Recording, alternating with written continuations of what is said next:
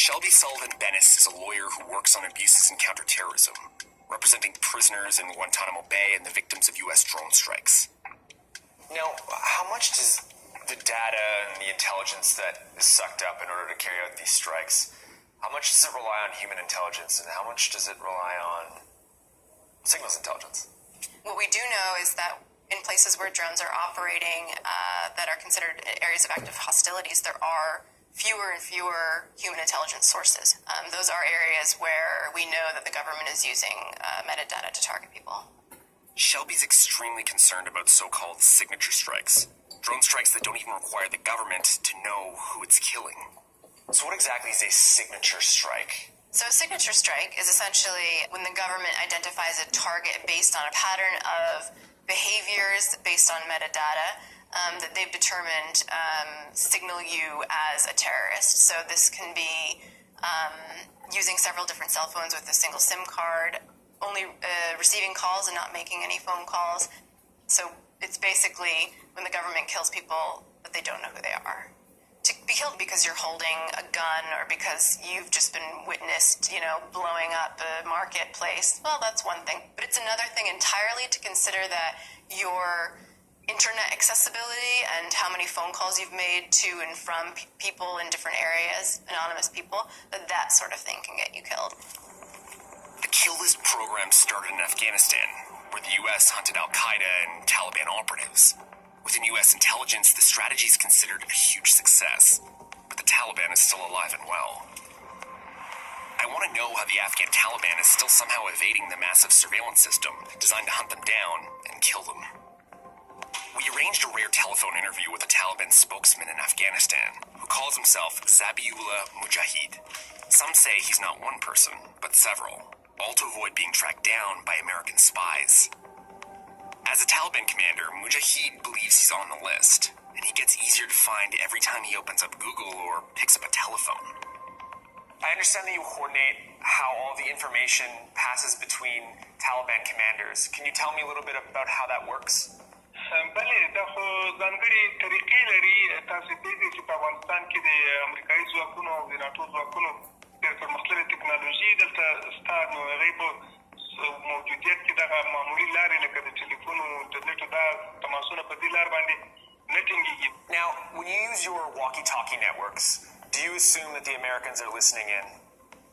امریکایان عامو خبرو ته غوږ نیولی شي، ولې مخصوص چینلونو ته هغه نشي داخل، ځکه موږ نوي چینلونه جوړوو او د ورځې په تېرېدو هغه بېرته بدلوو، بل چینل.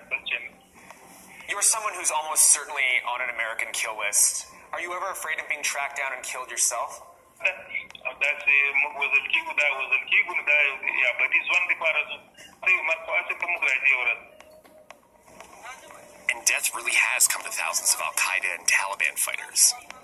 But the porous Afghan-Pakistan border allows terrorists to cross back and forth between the two countries, using the Pakistani tribal areas as a base of operations.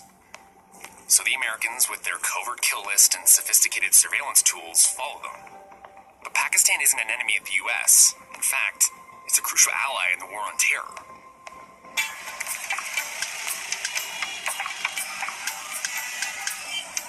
I'm going to Pakistan to see how the Americans run a targeted killing campaign in a country they're not at war with.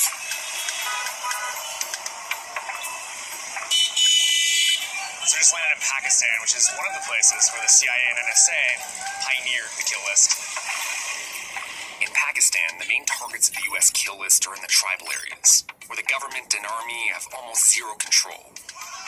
For years, Pakistanis and others have protested that the drone strikes kill innocent civilians. Malik Jalal is a tribal elder from the Waziristan region. He claims he's on that top-secret CIA kill list, and that he's already survived 4 attempts on his life. He agreed to meet with me in the safety of my guarded Islamabad hotel. क्योंकि हर जगह पर 24 घंटे सिर्फ उसी दिन तैयार नहीं थे, लोग चक्कर लगाते जब वो बारिश शुरू हो जाती, जब बारिश नहीं होती तो 24 घंटे वहां पर प्रवास कर रहे थे. Jalal believes the U.S. began profiling him because of his contacts with members of the Taliban. He doesn't deny it. As a tribal leader, he says his job is to keep the peace. But after one meeting in 2011, Jalal openly called for jihad against America. Do you think that's why the Americans put you on their kill list? हाँ बिल्कुल. What happened there? Did you actually say those things? हमारे एक जरगा हो रहा था कुमों के दरमियान, दो कुमें थे. तो अमेरिका ने जब उस पर 4 मिसाइल फायर कर दिए. According to him, those 4 missiles killed 27 tribal chiefs and inflamed locals. इसी वजह पर मैंने ये अमेरिकियों के खिलाफ जिहाद का ऐलान कर दिया, क्योंकि अगर मैंने वो ऐलान नहीं करता तो वजीरिस्तान में और गुस्सा ठंडा करने के लिए मैंने ये बात कही कि ये लोग आराम से बैठ जाए, बस जो हो गया वो जुल्म कर दिया उसने. Declaring jihad on America isn't exactly the best way to stay off a kill list. And since there's no way of knowing for sure if you're on it, there's no way of getting off it either. But for the Americans to be operating the way they are in Pakistan, some argue that the Pakistani government must be giving them a helping hand.